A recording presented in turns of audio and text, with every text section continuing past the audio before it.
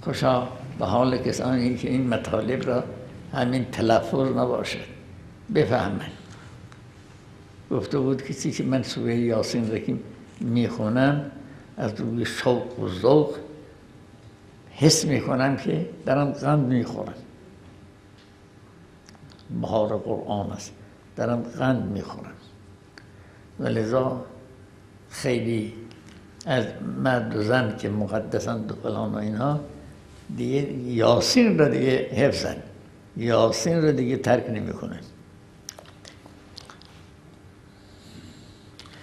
خدا توفیق بدهد که قدردان باشیم، قدردان باشیم.